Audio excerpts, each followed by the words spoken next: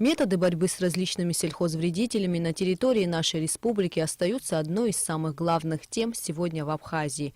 Насекомые вредители уже не первый год наносят значительный урон сельскому хозяйству и экологии страны. Открывая совещание, премьер-министр республики Валерий Бганба отметил, что без применения эффективных мер в борьбе с вредителями и слаженной работы всех государственных структур и служб предотвратить появление и распространение паразитов на территории республики будет очень сложно. Если мы не будем продолжать эти работы и не будем продолжать их так, как требует наука, то мы просто потеряем наш самшит. Это и пальмовый долгоносик. К сожалению, мы рубим такие пальмы, которые росли по 50, по 60 лет. Американская белая бабочка опять пошла после некоторого перерыва. Мраморный клоп, заболевание фундука, которое не дало возможности что-то заработать трем нашим восточным районам, наиболее пострадавшим от войны. И здесь опять они страдают. Во всех районах республики, как сообщил министр сельского хозяйства Амиран Какалия, были созданы специальные штабы, которые ведут необходимую работу, чтобы минимизировать численность насекомого вредителя. Механический сбор по-прежнему является самым эффективным методом борьбы с вредителем, так как в этом случае не применяется никаких опасных веществ, которые могли бы навредить экологии. Рабочие группы провели и проводят прием и утилизацию мраморного клопа в следующих районах. В Галском районе по состоянию на 23 апреля 2019 года 737,5 килограмм. Мочалский район 798,99,8 килограммов. Ачимчирский район 985, Гурлипский район 175.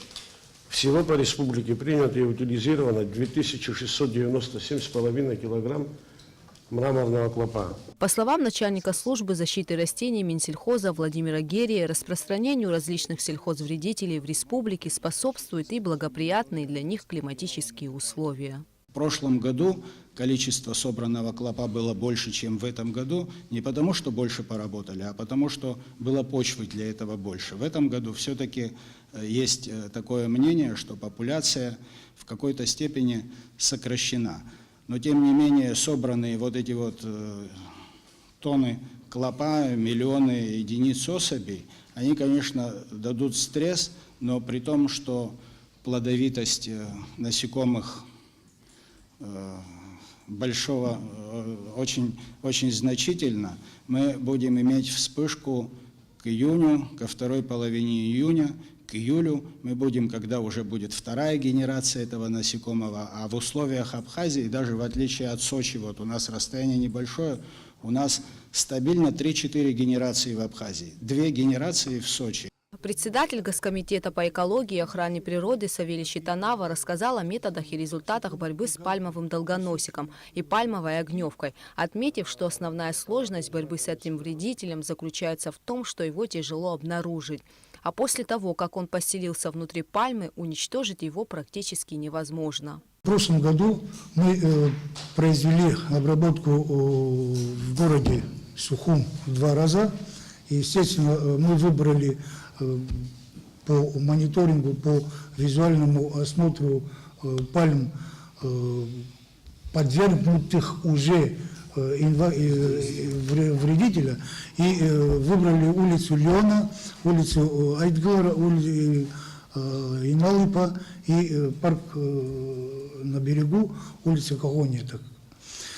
И мы провели, и, в общем-то, как сегодня уже можно сделать вывод, и специалисты тоже, наверное, скажут, что немножечко приостановлен это движение. Депутат парламента Астамур Тарба предложил создать условия для изучения различных видов вредителей, чтобы в случае их распространения на территории Абхазии можно было бы за короткие сроки ликвидировать сельхозвредителей. Вот нам всем известно, вот в соседних государствах, какое количество этих вредителей обнаружено и какие виды. Вот, может, нам необходимо сегодня начать их изучать. У нас проблема в чем? После того, как обнаружили, здесь мы начинаем его изучать, у нас это занимает время, и оно может распространиться на большей территории, может локально, чтобы его уничтожить.